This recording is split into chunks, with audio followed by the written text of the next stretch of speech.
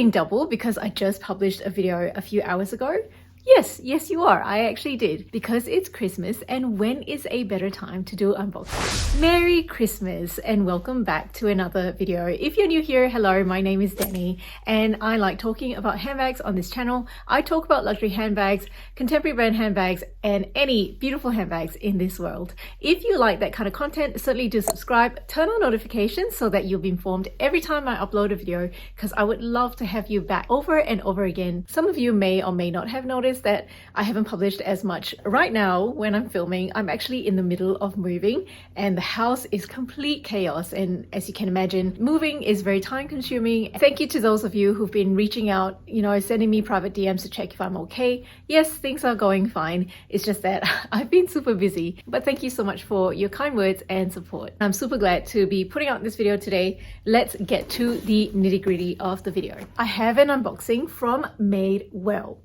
Who remembers this video over here where I discussed my crush on the Neverfull BB and how I'm currently resisting, and then also checking out alternatives to the Neverfull BB. In that video I said I bought a bag from that list of alternatives, and here it is from Madewell. So if you caught that video, you know already which bag is in here, although you may not necessarily be able to guess the color. So I have already opened it because, again, because of time constraints, I did not have time to do a live unboxing and I just needed to open up the package to make sure that everything was okay. I was influenced to purchase this by none other than Tanner Leatherstein. I'm sure you guys know who he is, but if you don't, he is a leather craftsman who cuts up bags and tells us whether the bag is any good or not. And he absolutely loved this bag when he cut it up. And because at the time I had a crush on the Neverfull BB and I felt it was similar enough and the price point was okay, I decided to go ahead and purchase it. So let me just take it straight out of its box. I did unbox it in my car, so I'll just overlay some footage to show you how it came. It did come in its box and a plastic bag, and here it is now. Da, da, da, da. She certainly does look like a bag from a leather craftsman, in a sense that she looks like very simple, just naked raw leather, and I absolutely love her. So this is the Madewell Piazza mini crossbody bag. Let me give you a quick spin. So there is one side of the bag, that is the side of the bag, and there is the other side of the bag and the other side of the bag. Sorry, really good descriptions here. That's the bottom of the bag, and it's got no feet. It's got two double top handles. It's got these drawstrings at the side so that you can cinch the bag in, although when the bag came, it did come like this. And then I pulled the drawstrings to cinch the bag in. It is secured by a couple of magnets over here, and I've got the strap inside the bag. Just open it up so that you can have a better look. So this is the bag wide open. On one side of the bag there is a slip pocket, and there's nothing on the other side. So I still have the tag on, I haven't cut it yet. There is a Madewell label on that slip pocket on the inside. So it does come with a long strap. It is adjustable and you can wear it as a long shoulder bag or a crossbody bag or detach it completely. There are how many settings? 1, 2, 3, 4, 5, 6, 7, 8, 9. 10 settings. So yeah, I'll do some watch shots later in the video. So the straps do attach on the sides of the bag, which is something I liked about the Neverfull BB. I just find that when the straps are attached on the top handles, it just gets in the way of the opening. So this was one of the features that I really like. What they've done differently is they've gone ahead and attached the D-rings on the inside of the bag. So when you carry the bag, you actually don't see the D-rings at all, which means when you detach the bag, you can't actually see the D-rings from the outside at all. So it looks like a very cute mini tote. Or even if you went ahead and tucked the strap inside, that's how it would look. Yeah, you can't see the D-rings at all. So that's really a very clean look. The color is in this sort of nude tan shade. The hardware is a brushed gold. Oh, it does smell really, really nice. The leather is matte and really it looks quite raw. Now, when I saw it in Tanner Leatherstein's video, I thought it had a bit more of a sheen, but I think it had already developed a patina by the time he cut it up because his wife actually used it for a little bit.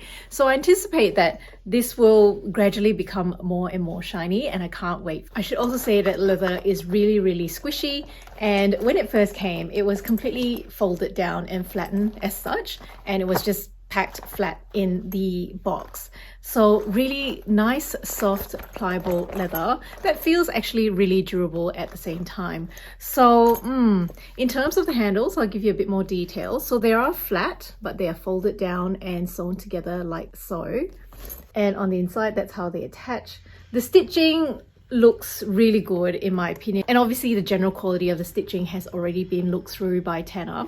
He once took apart a Michael Kors bag and he did comment that the stitching was pretty awful on that outlet bag that he got, but he was really impressed by this bag. There is some construction going on outside my house and I'm really sorry if you can hear that, but let's move on to the measurements of this bag. The length of this bag at the base is approximately 22 centimeters. The length at the top, because it's slightly longer at the top, is 28 centimeters. The height of the bag is approximately 14 centimeters. The depth of the bag is 11 centimeters. The handle drop is 8 centimeters. At its shortest length, the shoulder strap drop is 38 centimeters and the longest strap drop is 58 centimeters. So really lots of options in terms of how you can carry this bag with this long strap. Now the story time of why I bought this bag, as I said before, it was because I was crushing on the Neverfull BB, and obviously I also am highly influenced by Tanner Leatherstein. I've mentioned on my channel about how sometimes I feel like, why am I paying so much for luxury handbags when,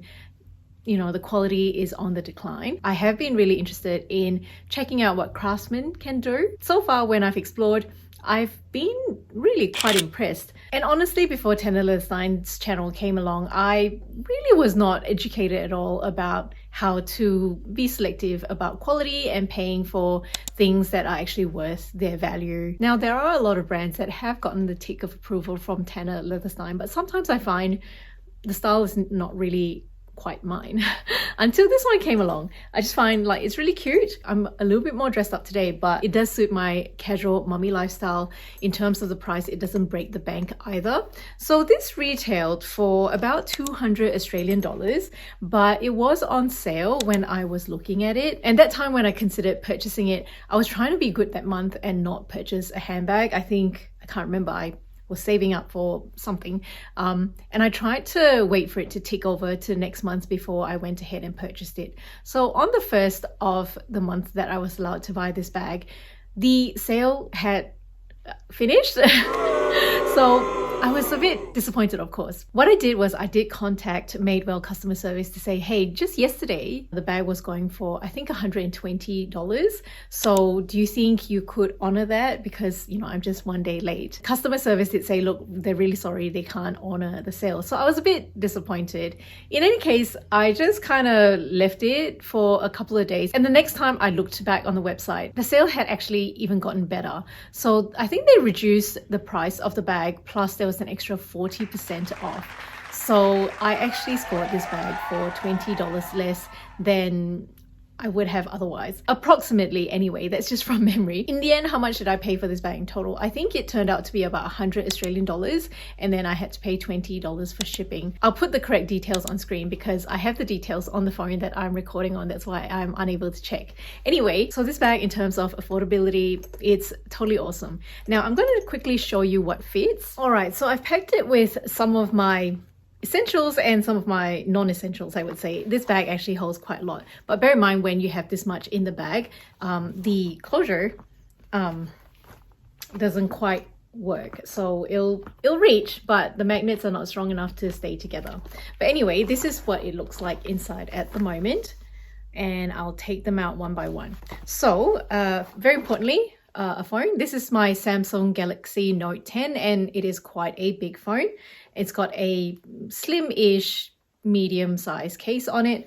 I have hand sanitizer, and then I have my trusty sunscreen, my mini pochette, there you go.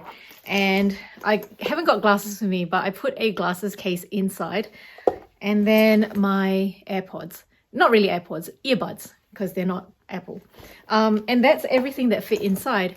I'll just give you another demonstration. So because a lot of us like to carry the mini pochette, I think it gives us a good reference as to how much a bag can carry. So that's how a mini pochette would fit inside.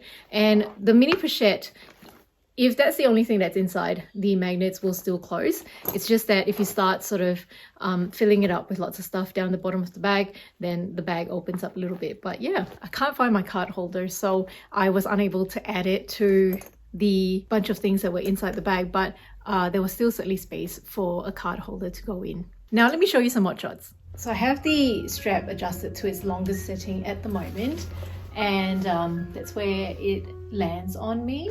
And if I put it crossbody, that's where she will sit. So this is slightly long for my liking. Where I prefer it is really quite high up, and I would leave it at the third from the shortest, and I'll just adjust that. So it's really easy to adjust. So although it's these sort of studs, I know that some people complain that with some bags these studs are really difficult to adjust, but they've given a very generous hole, easily make the adjustments. So got a strap keeper. Given that the strap is attached on the inside of the bag, it's really easy just to tuck in the excess strap into the bag as well so it doesn't show. That is a very clever design indeed. I also want to point out that these do swivel, so they're really easy to get on. So this is where I prefer the height of the bag, nice and essentially I like the bottom of the bag to be above where my legs start, so that when I walk my legs have freedom and it's not bumping the bag. And this is where I like to wear the bag. I think it is just perfect and I love it so much. Oh, this bag smells just amazing, and I'm really excited to use it. If you like watching unboxings of contemporary brand handbags, on screen I will link the unboxing to my Age Athletica mini backpack. Thank you so much for watching this video, and I hope to see you over there.